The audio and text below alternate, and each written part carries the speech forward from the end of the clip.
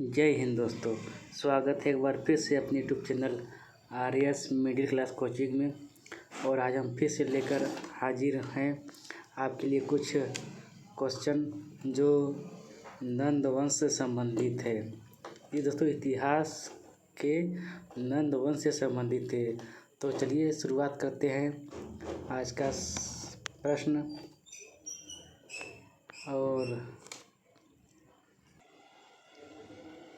और दोस्तों वीडियो अच्छा लगे तो लाइक और सब्सक्राइब जरूर करिएगा और अपने दोस्तों में भी शेयर करिएगा। तो ये रहा दोस्तों आज का पहला प्रश्न। इस प्रश्न में कह रहा है कि निम्नलिखित में कौन सा एक ईसा पूर्व 6ठी सदी में प्रारंभ में भारत का सर्वाधिक गई थी शक्तिशाली नगर राज्य था।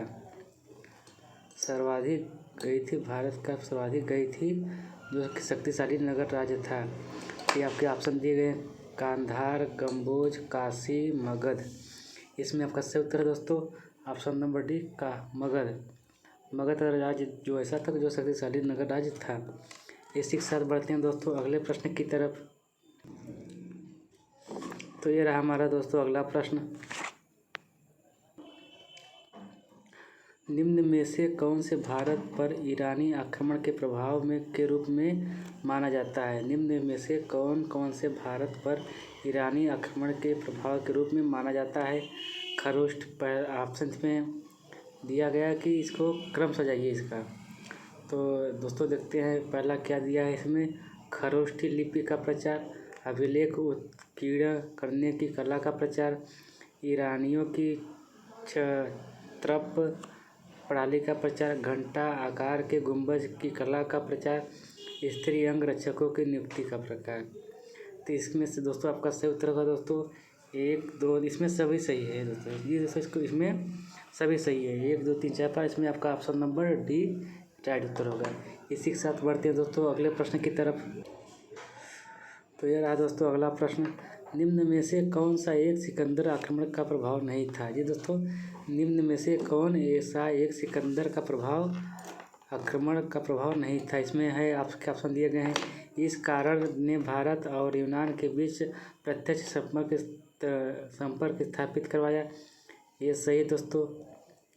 दूसरा है इस आक्रमण ने पश्चिमोत्तर भारत में यूनानियों की स्थापना का मार्ग प्रशस्त किया। ये भी सही है। और सिकंदर अनेक उपनिवेशों की स्थापना के लिए उत्तरदायी था। ये भी सही है। उसने भारत को यूनान की रियासत बनाया। ये गलत बात है जी दोस्तों, ये गलत बात है।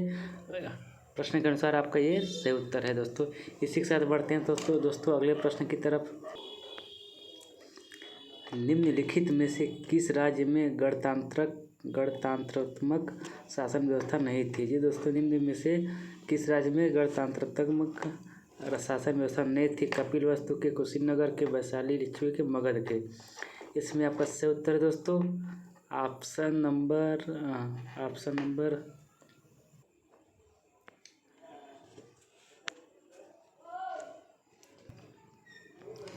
इसमें आपका सही उत्तर है दोस्तों ऑप्शन नंबर डी। ये दोस्तों ऑप्शन नंबर डी जो गणतंत्रात्मक शासन व्यवस्था नहीं थी, बाकी सभी गणतांत्रिक व्यवस्था थे। इसी के साथ बढ़ते हैं दोस्तों अगले प्रश्न की तरफ। निम्नलिखित में से किसे सोनिया नियमित और स्थायी सेना रखने वाला कहा जाता था। बिंबिसार, अजातशत्रु, उदयन, शिशुनाग। इसमें आपका सही उत्तर है दोस्तों ऑप्शन नंबर ए बिंबिसार को सोनिया कहा जाता था। इसी के साथ दोस्तों बढ़ते हैं अगले प्रश्न की तरफ। निम्नलिखित में से किसे अग्रसेन कहा जाता था। जी दोस्तों निम्नलिखित में से किसे अग्रसेन कहा जाता था। इसमें आपके ऑप्शन दिए गए हैं दोस्तों महापद्म नंद, घनानंद, शिशुनाग, बिंबिसार। इसमें आपका सही उत्तर है दोस्तों ऑप्शन नंबर ए महापद्म नंद को अग्रसेन के नाम से जाना जाता था। इसी के साथ बढ़ते हैं दोस्तों अगले प्रश्न की तरफ।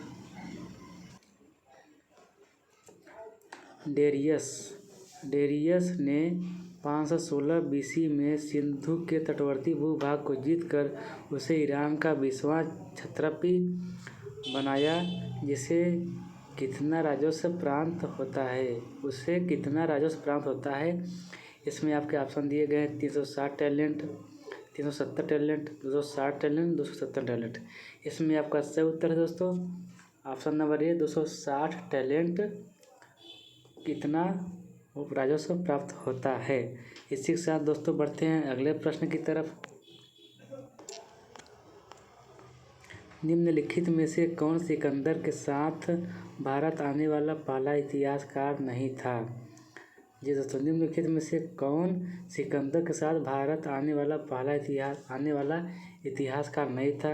नियाकर्स ये था, एनासीक्रिटिस ये भी था, एरिस्टोबुलस ये भी था, हेरोडोटस ये नहीं था। क्योंकि इतिहास जनक खुद है इसलिए ये नहीं थे। प्रश्न के अनुसार आपका ये ऑप्शन डी नंबर सही उत्तर है दोस्तों। इसी के साथ बढ़ते हैं दोस्तों अगले प्रश्न की तरफ। महाजनपद काल में श्रेणियों के संचालक को क्या कहा जाता था। जी दोस्तों, महाजनपद काल में श्रेणियों के संचालक को क्या कहा जाता था। श्रेष्ठिन, सेठ, जेठक, ग्राम भोजक। इसमें आपका सही उत्तर है दोस्तों ऑप्शन नंबर ये श्रेष्ठिन के नाम से जाना जाता था। इसी के साथ दोस्तों बढ़ते हैं अगले प्रश्न की तरफ। गृहपति का अर्थ है। जी दोस्तों, गृहपति का अर्थ है धनी किसान, धनी व्यापारी, धनी व्यक्ति, इनमें से कोई नहीं। आपका सही उत्तर दोस्तों ऑप्शन नंबर ये धनी किसान, जो कि गृहपति का अर्थ कहलाता है। इसी के साथ दोस्तों बस आज के लिए इतना ही। हम कल फिर ऐसे प्रश्न लाएंगे आपके लिए जो बहुत महत्वपूर्ण होने वाले हैं। स्वस्थ रहिए, अच्छे से रहिए, अपना ख्याल रखिए। जय हिंद।